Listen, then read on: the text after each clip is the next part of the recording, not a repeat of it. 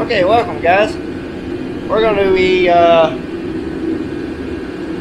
cutting the ends off of an 8.8 rear end, and we're putting these, which is a big bearing, 9-inch on the ends.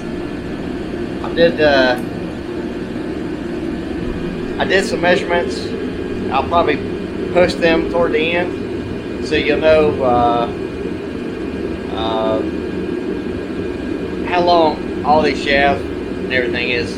This came out of a truck. This is going back in my truck, and there's not a lot of information out there on trucks. There's information on the cars, but not the trucks. Trucks are a little bit different on the axles and stuff. So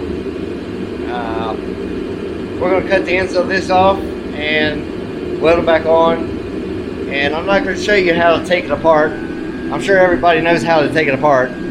So, you know, this is the rear end. It's a posi unit or limited slip. So, let's get to it. Okay, the first measurement we need is the measurement to the end of the flange. That way we know where to put the other flange back on. So this is going to be 23 inches. I've already measured it. And see if I can do it with one hand here. But it's 23 inches. I don't know if you can see that or not.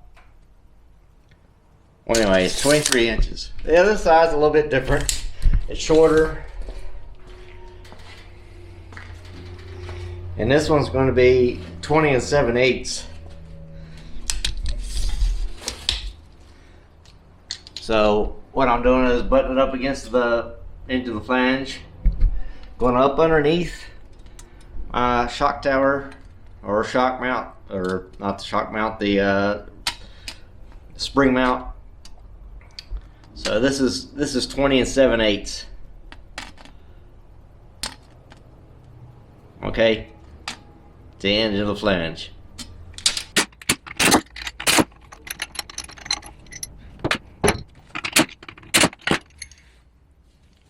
Keep your caps in the same order directions. I've already marked mine, so I know where they go. And this comes out. You got your spacers and stuff in there. Keep them on the same side. Okay, what I've done is, you notice the rear end is set 0. No matter where I turn it this way, 0. So then I made this piece, and I made it to where it would show 0. See? And it shows 0 like this. So everything I have is set at 0. That way I know what my angles are, how to weld this back on. So if I weld this back on to 0, we're going to be right. So let's get started. Okay, I wanted to bring you back. I tacked the ends on, but I want to show you I had to do a little modification to the jig I made, which did make a difference because I just cut the bottom off. So I'm still at 0. See? So this is what I had to do, is cut the bottom of my jig off. It still made it 0. It didn't matter. But when you build yours, make sure you put it on the inside. The reason I couldn't do it from the outside, because this is in the way. I didn't think that. So make sure you build something that's for the inside of your axle.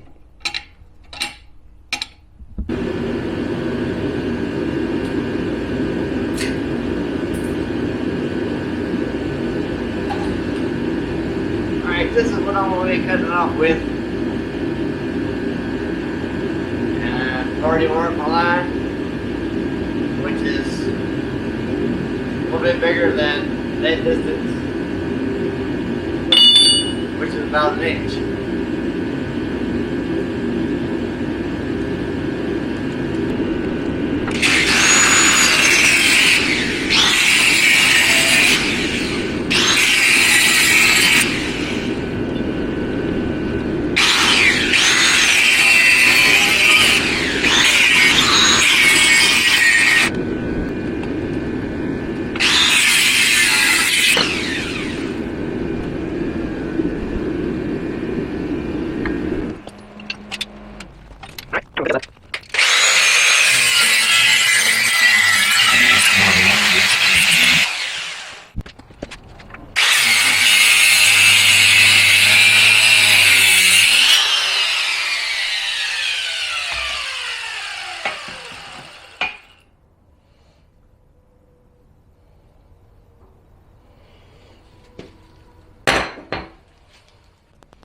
Okay, we're back. I put the rod, my alignment rod, back into the housing. I'll show you. This is what she is. And I'll leave it's leadmines.com, I think is what it is. But I put it in, and it's not bad, as you see. It's pretty even all the way around, so I don't really have to heat this axle. This one, on the other hand, it's a little off, a little bit bigger over here than on this side.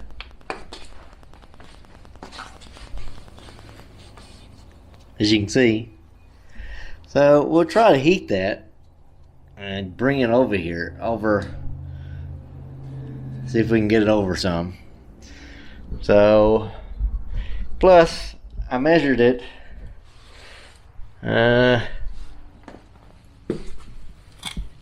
Sorry about all the jumping around and stuff, trying to get my measurements.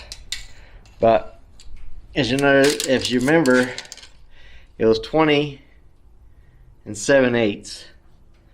So I'm right about 1/16 off. So I gotta do a little grinding. Got a little gap down there, so I'm gonna take it off the top and bring that in, and it's the same with the other side. It's about 1/16 off. So let me get all that straight, and I'll be right back. Okay, this is what I did. I welded a spot. Took me a couple times because I don't have a torch, and as you see, it's pretty close. Be all the way around, but that's what I've done. I had to weld it just to straighten it up. So let me grind this off and we'll get back to it. Okay, maybe I should explain what side you gotta heat to pull the axle. So let's just say the gap is on one side and you got a tight spot on the other side. So you need to weld the side that's got the tight tolerance. Does that make sense? So the side that's got the gap, you want to weld the opposite, or heat the opposite side to pull it. That's the side you want to do. So it's still 0. Set it up. Well, that went off here.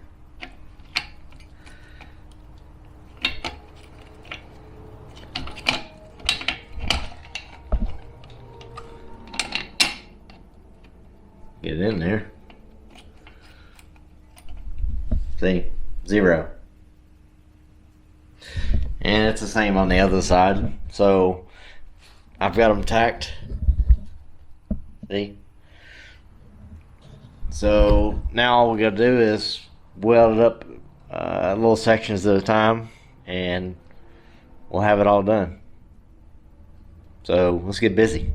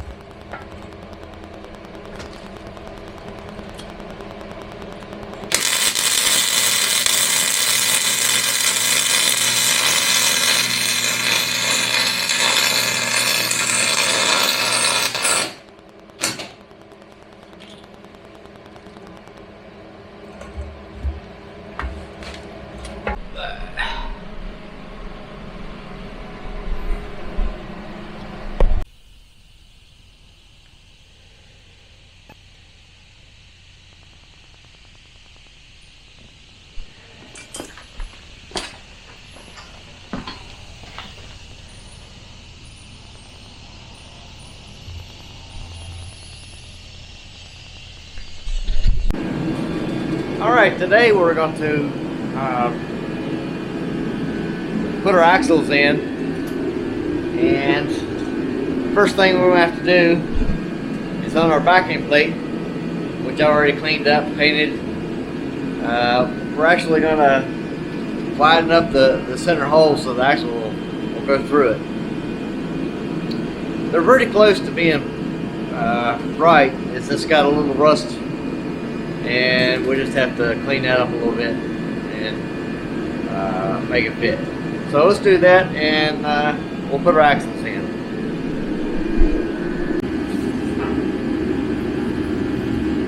What I have is a carbide bit, just like that.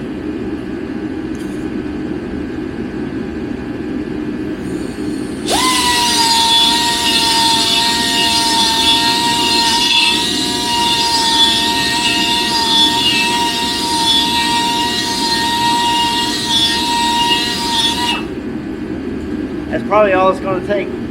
So let's go over and try fit it and see what it does. Okay, we're over here. I got the axle laying on the floor. Sorry about the noise. I got my heater going, it's cold. So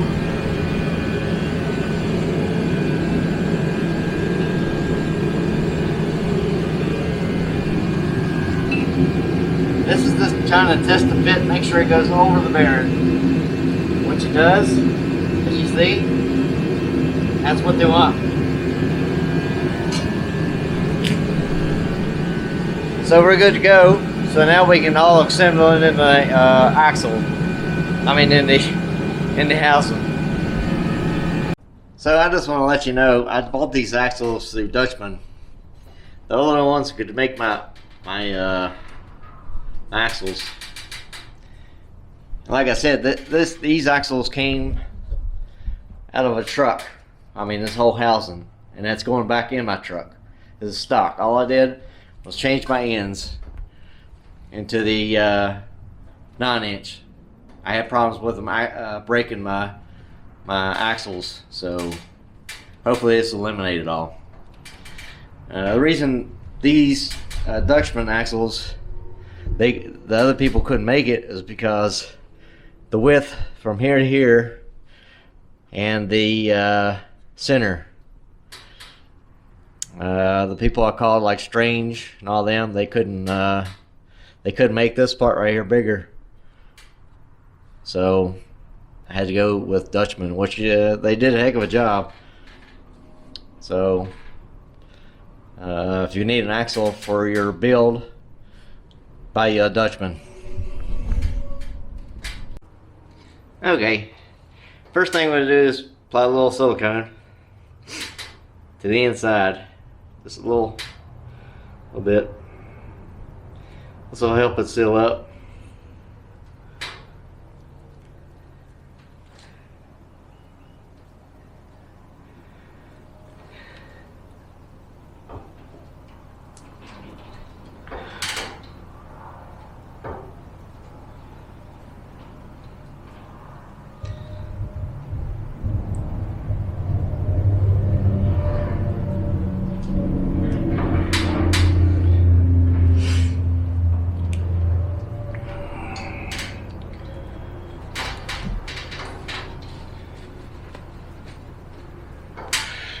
bring you over here and let you look. That's all I did.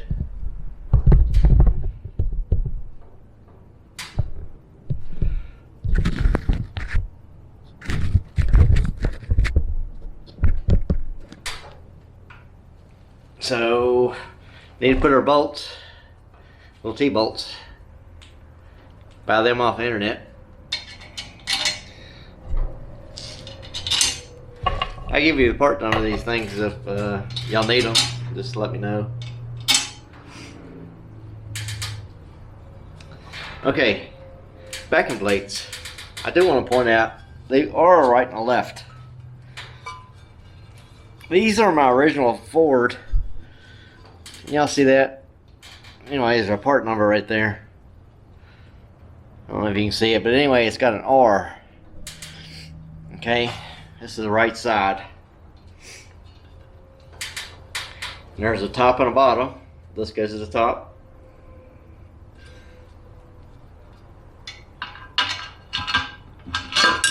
We're going to put them on first.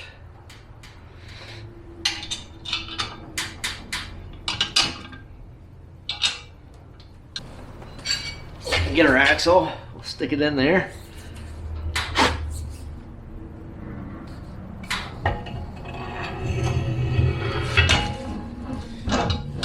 When it gets to the back of the rear end, to put it up in the splines, you gotta lift up on the back side. Turn a little bit. Like that. And we're just gonna push it in.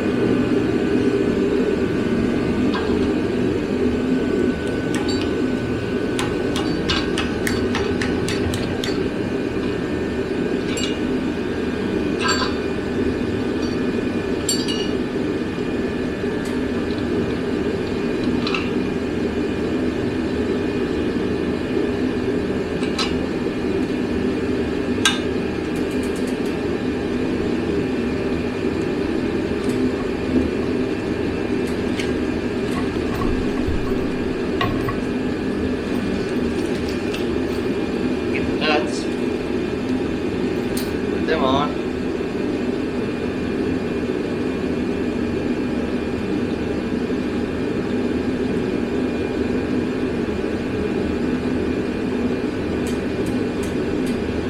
Just so they won't fall apart. I'm gonna take a rubber hammer and kind of hit the axle a little bit, kind of seat it.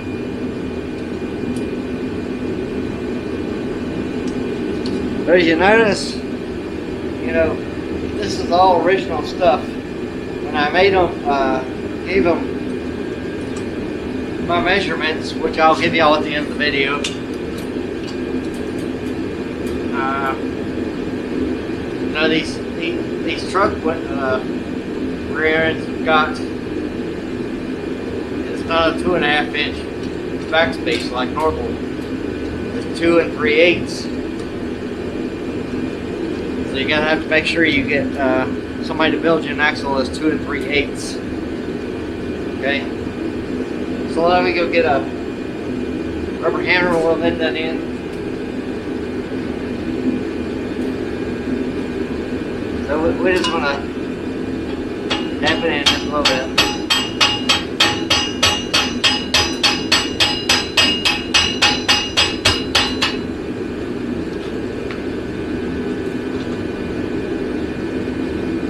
Spin it, make sure we're in. So let's go here and look at it and see what we got in the pumpkin.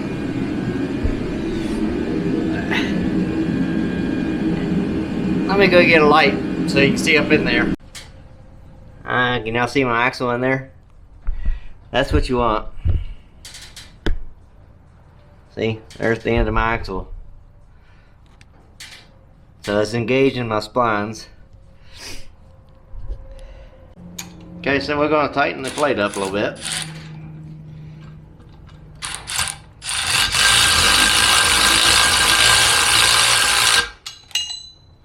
I was going to run them around. I made them put a hole in my axle too, just like the original 9.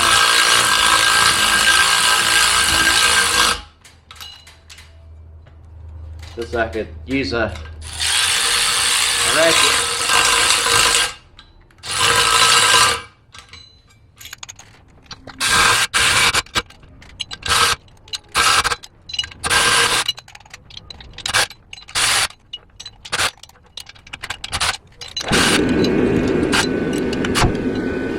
So I'm gonna use a regular ratchet to finish tighten the rest of them up.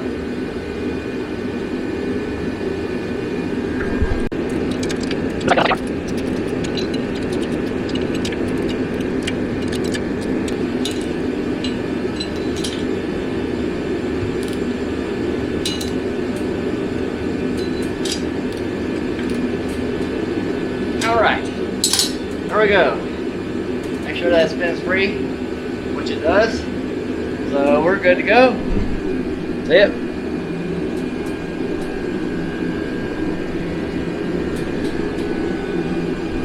Looks good. Let's do the other side.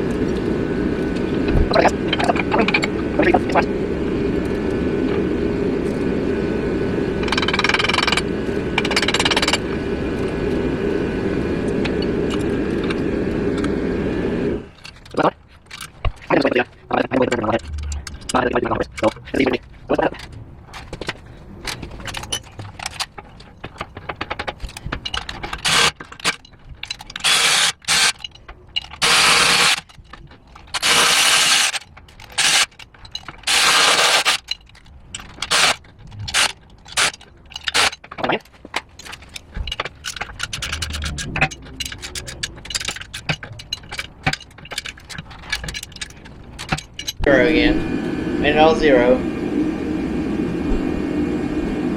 At zero. And we're still zero that way. Okay. So let's see what this angle is. And this is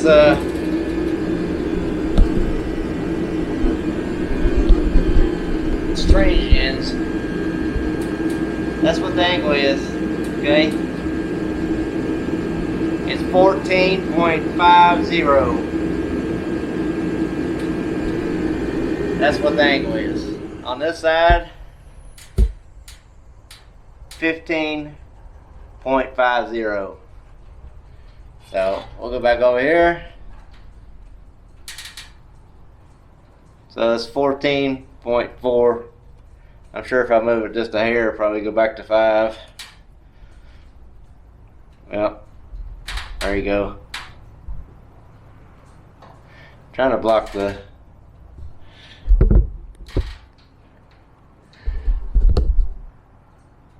there you go. That's what the angles are. Let's go back over here and check it again. 0. So if you have it 0,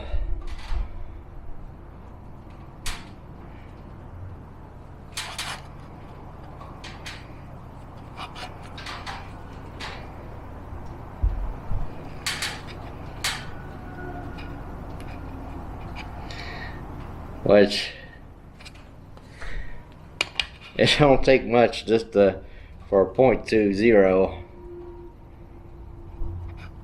Just move it around a little bit and you'll be 0. So see, but we're still 0.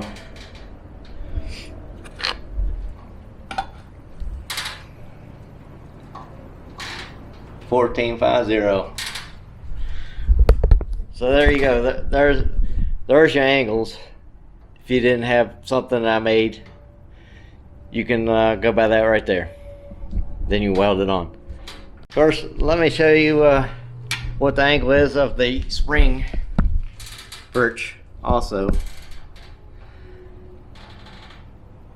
it's 8.30 is what the angle of the spring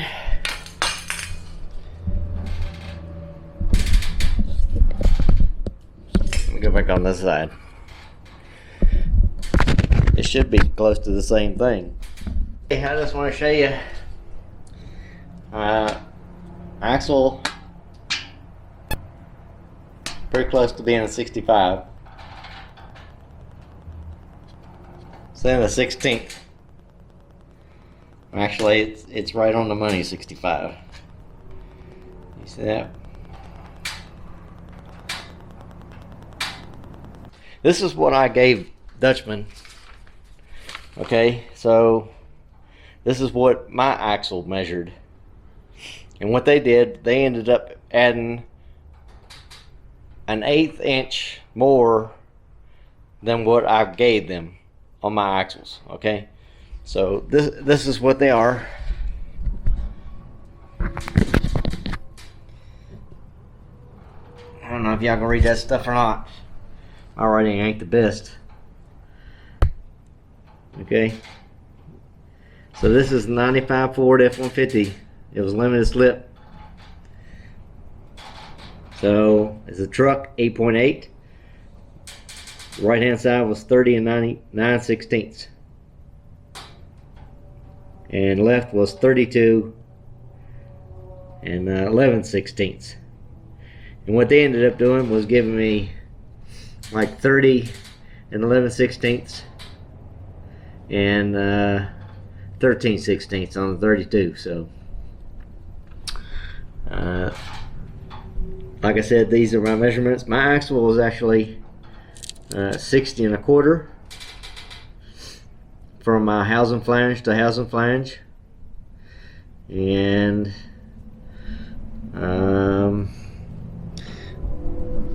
let's see, my outside diameter of my flange was 7 inches. It's 31 spline, and I got a tall step, which that means what that I needed a piece. The whole thing was a 1/4 inch. I mean a 1/2 inch, not a 1/4 inch. So it's a 1/2 inch, and that's how big it is. Okay, and it's stepped. So I'll have to go get you the measurements of that. Mine's 5-on-5 bolt pattern. That's my stud size.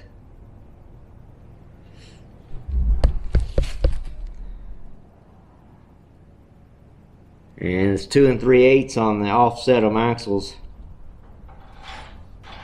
Okay, and it's 65 to, like you just seen, axle flange to axle flange. So let me go get the measurements of what the